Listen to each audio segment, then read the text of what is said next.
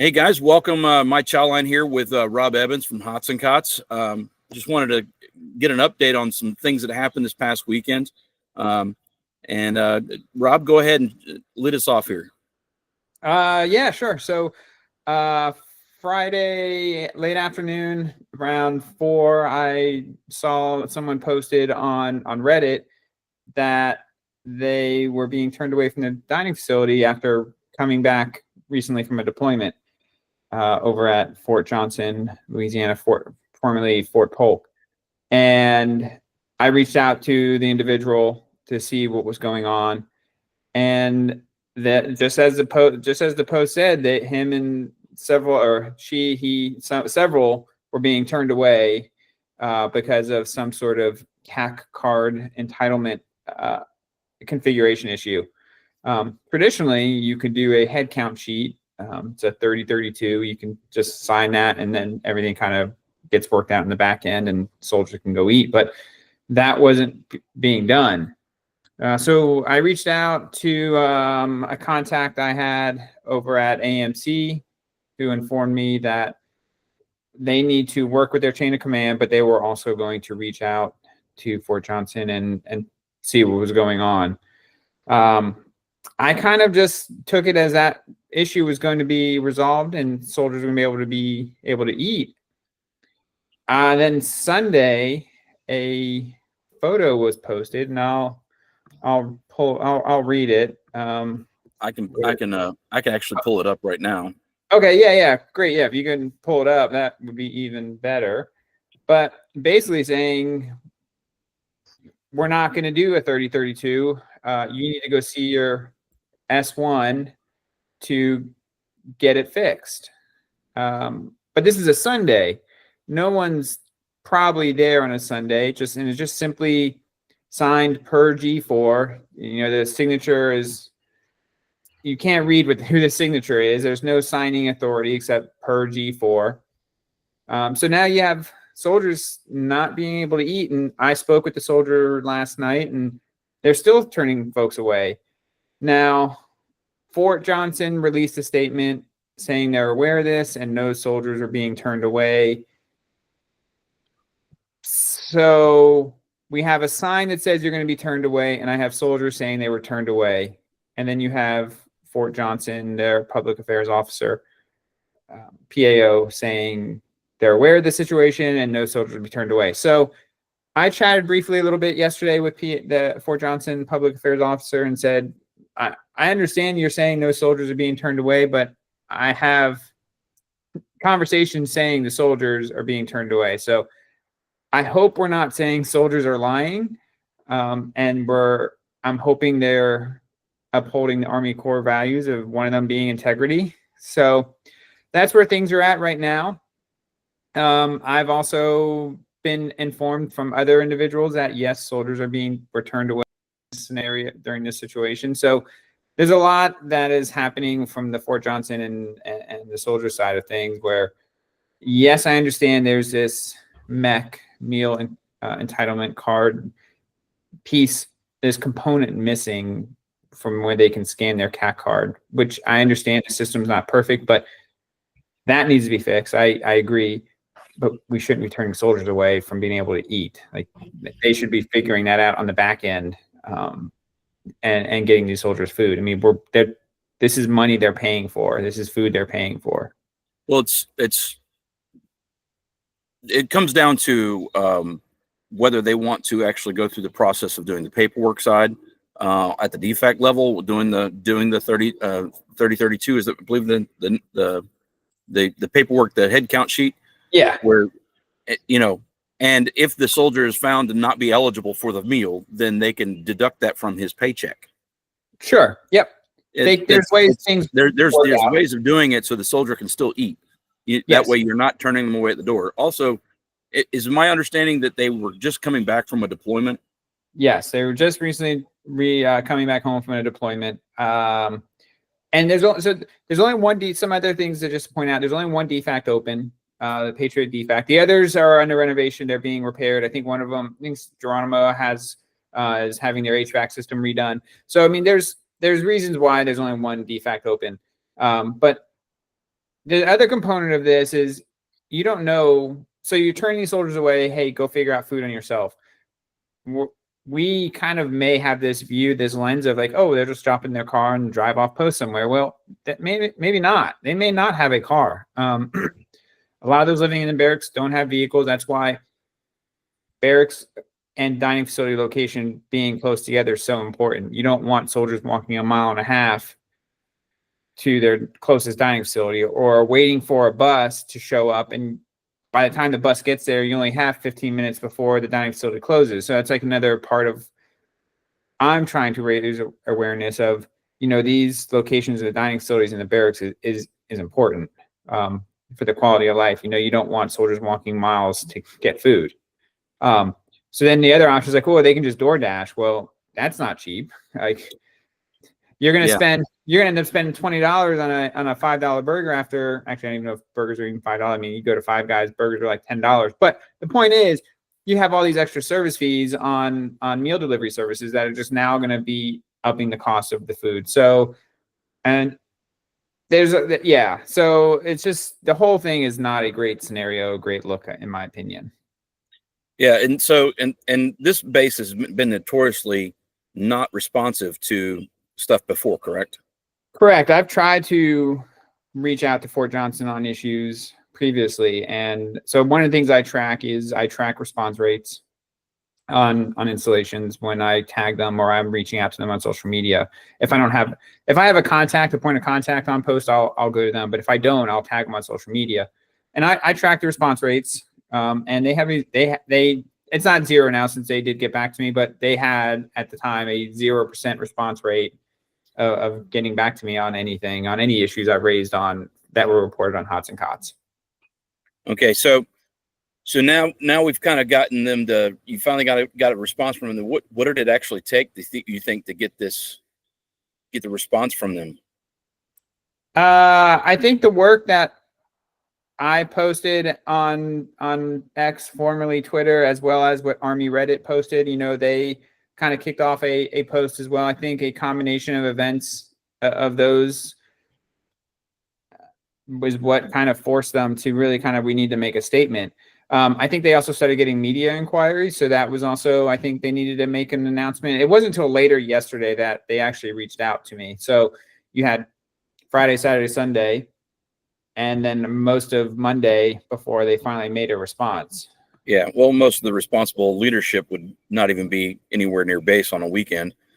And, yes, and so that's my whole thing is like, why are they telling them to go to see their S1 who's not going to be there on a Sunday? Yeah, to me personally, I'm looking at it.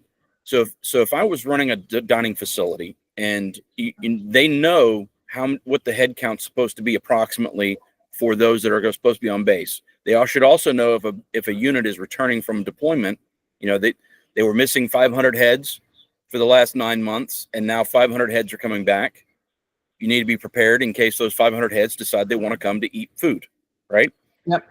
So you're aware these guys are coming back, and the potential ramifications of that would be some of their CAT cards might not work. So, because they might not have had opportunities to get it updated while they were deployed. So this would be like one of those situations where you'd be like, hey, let's just put it on paper, get you fed, get you out the door.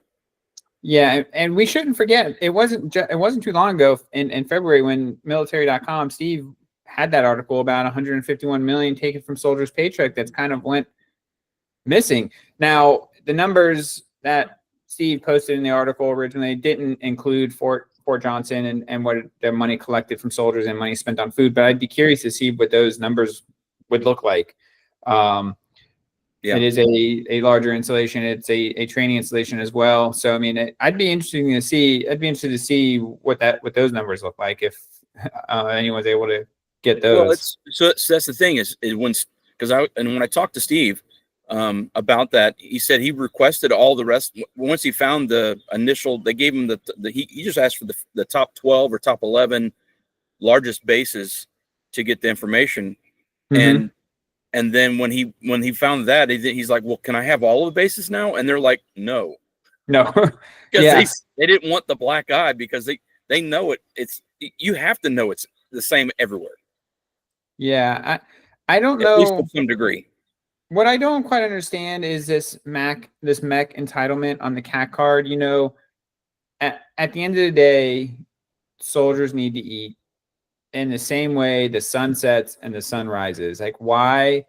Like, we have to feed soldiers. Like, you have to. It's part of the, like, this agreement, like this part of this deal that soldiers and recruiters in the army and services made when they enlisted. Like, hey, you're gonna, at least for me, I don't know if it still is, but like, hey, your food's gonna be taken care of, your housing's gonna be taken care of. Come join the military. Well, I mean, what's that mean when you're getting turned away from the dining facility for food that you're already paying for? And now, yes, I think Fort John said they're going to be reimbursed, but what is that like? I mean, one day, I don't know what Yeah, that is. If you want to yeah, divide it's 460 divided. if you've ever waited on the government to send you money back that they Oh owe yeah, you. yeah. That's Like, not going to come. That's not going to be probably a quick thing no. to get that money back. So, yeah, it's not I'll be curious to see how things improve. I'm still chatting with the soldier to see if soldiers are getting turned away. I know as of last night, soldiers are still being turned away. So we'll see what happens today when I hear back from them.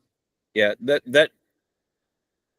that falls on leadership, and the DFAC leadership first falls on DFAC leadership, and then it falls on base leadership for not figuring out a way to get these soldiers fed. I mean, if an officer has to go and pull his personal card out and pay for the meals for them, that would be the ultimate. That would be like the ultimate way of handling this situation to make sure it doesn't get, you know. Yeah, and I don't know. I don't know exactly what the soldiers' chain of command involved, like how involved they are, but somewhere there is a leadership failure in this that soldiers did not get to eat. And that is, food insecurity is a real concern within the military, which doesn't, kind of seems like an oxymoron. Like, Yeah. so the army and the military has made feeding soldiers very complex and difficult when I don't think it needs to be, when there's colleges and universities doing this. Yeah. Well, I think back on the times when I've visited my brother on base several times when he was in back in the 90s. And when we'd visit with him, we never had to pay. We'd go eat at the dining facility. He was an officer, but he was like a lieutenant, second lieutenant. And we go to the dining facility with him, and we never paid. Yeah. You go in and eat, and that was also before they had the digital tracking where you could scan the card and stuff. He would just put his name down and say he had 4 guests, and that was it. That was it. Yeah. And it's not like the army and the military is short on money. Like, this isn't a money thing, in my opinion. Like, at the pots of money you're dealing with, it's just kind of like, is it real money at this point? Like, you're dealing with billions of dollars, millions of dollars, like that. Like, what does that mean? Like, when you're one person or 5 people, enough people showed up at the dining facility, they had to make a sign to post on the window or door to turn soldiers away. So, I mean, this wasn't like 1 or 2 soldiers. This was a lot of soldiers showing up that, okay, we need to put up a sign. Yeah. Well, that should have triggered something else. But anyway, it's like, okay, what's going on? Why are we having all these soldiers showing up? Well, and it's because these are all the guys from the deployed unit that just came back. Their CAC cards, because I get that too, because the BAS then once they're deployed, the BAS goes to the unit that is taking care of them while they're deployed. And so the dining facility technically doesn't receive that money while they're deployed. It goes to the unit. And so then there's paperwork when they, their orders, when they come back, there's the paperwork lag and delay of like it coming back and they going back to the DFAC there. But that doesn't change the fact that this is still the Army. These are still soldiers. They were coming back from a deployment. Feed them. Yeah. Somewhere there was an administration error. Somewhere something fell through the cracks. And because of somebody's mix up or error, the soldiers trying to eat are the ones that have to kind of deal with those repercussions, unfortunately. Yeah, when it should be at least at minimum an NCO locally that should take the heat for that and just say feed them. And is this an issue where somebody needs to take the heat and not maybe take a step back and see, okay, what do we need to do to fix this? Like, what failed? What systems are broken? This happened. Hunter Army Airfield had this same exact issue. Not saying same exact issue, a similar issue in February where soldiers were turning up to the dining facility and they were being turned away because of the same MEC issue, this meal entitlement card issue. But they saw what was happening and they just did a 30-32. They just did a head count sheet and let soldiers eat, like which is what it should have been. Like, and I understand somebody reached out to me and said, well, the 30-32 is kind of, they're trying to do away with it. And it's only supposed to be used when the CAC cards are and the system's completely down. Sure, but you need to have these.